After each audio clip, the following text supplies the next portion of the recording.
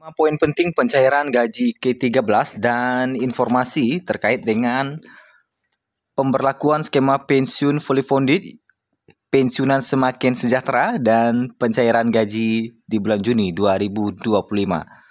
Dua informasi ini kita sampaikan pada sore hari ini di Jumat 23 Mei 2025.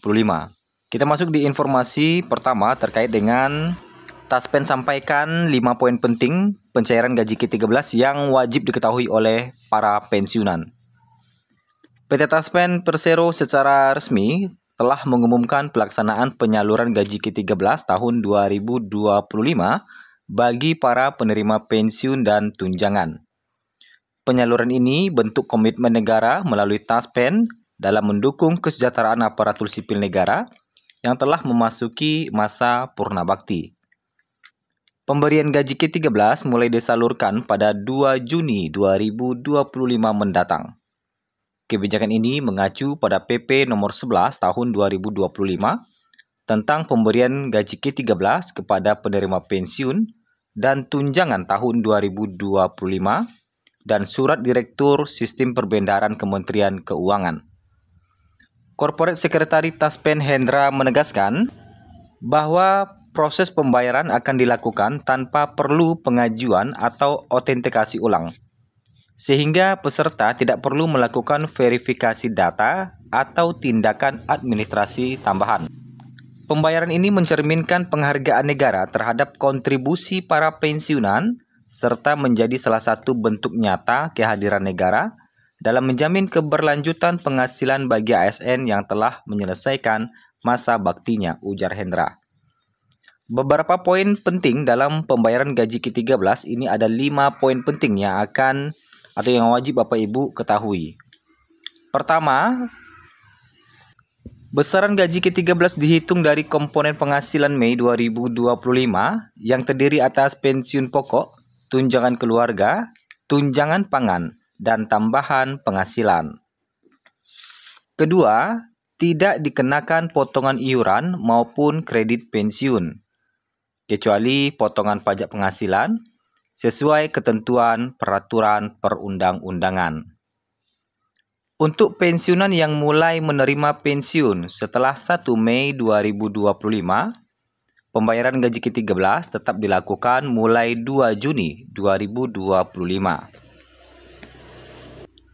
Kemudian bagi penerima pensiun sendiri sekaligus penerima pensiun janda atau duda, maka gaji ke-13 dibayarkan keduanya. Dan yang kelima, khusus bagi pensiunan yang TMT 1 Mei 2025, pembayaran gaji ke-13-nya dilakukan oleh Taspen. Dan bagi pensiunan yang pensiun di TMT 1 Juni 2025, pembayaran dilakukan oleh Satuan Kerja. Taspen juga mengimbau kepada seluruh penerima manfaat untuk berhati-hati terhadap segala bentuk penipuan yang mengatasnamakan Taspen dan menegaskan bahwa seluruh layanan tersedia gratis tanpa dipungut biaya.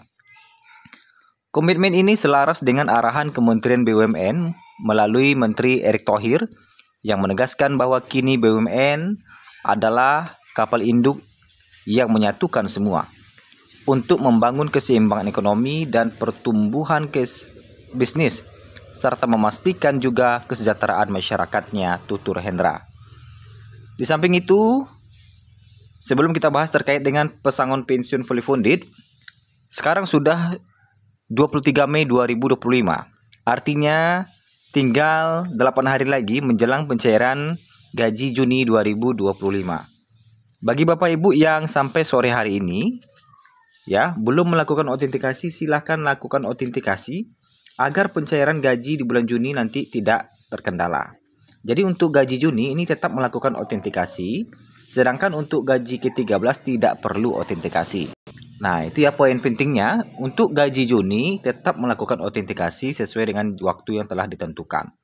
Sementara untuk gaji ke-13 tidak perlu dilakukan autentikasi. Kita masuk ke informasi kedua terkait dengan wacana perubahan skema pensiun fully funded. Skema lama menjadi fully funded yang bikin pensiunan sejahtera. Nah, hingga saat ini wacana pembiayaan pensiun PNS yang akan diubah dari skema lama menjadi skema baru fully funded masih banyak dicari. Sebagai informasi, belakangan beredar kabar terkait dengan wacana pemerintah yang mengubah skema pembiayaan pensiun PNS menjadi fully funded. Di mana skema fully funded ini digadang-gadang bakal memberikan kesejahteraan bagi para pensiunan. Karena pensiunan akan mendapatkan atau menerima dana yang cukup besar dari skema yang ada ini. Namun, skema pembiayaan dana pensiun fully funded ini masih dalam tahap pembahasan. Sekalipun untuk rencana perubahan sistem pengelolaan dana pensiun PNS dari PSUGO menjadi fully funded sudah rampung dibahas Kementerian Keuangan. Tetapi, untuk realisasinya harus menunggu penyelesaian peraturan pemerintah yang mana nanti bakal digunakan untuk dasar hukum. Nah, hingga saat ini Taspen masih menggunakan skema lama yaitu skema PSUGO untuk mengelola dana pensiun. Termasuk untuk pembayaran gaji ke-13 juga masih menggunakan skema lama. Di sisi lain, kabar wacana perubahan skema pembiayaan dana pensiun dari PSUGO menjadi fully funded ini juga menimbulkan banyak pertanyaan.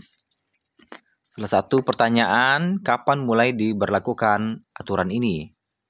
Dan bagaimana sebenarnya perbedaan skema ini dengan fully funded? Skema lama dengan fully funded. Dengan skema PSUGO, Taspen akan menghimpun dari iuran gaji pensiunan PNS sebesar 4,65%. Selain dari itu, Taspen juga akan menambahkan dana yang sumbernya berasal dari APBN. Skema ini dinilai membuat jumlah dana pensiun yang diterima oleh pensiunan PNS cenderung kecil atau sedikit.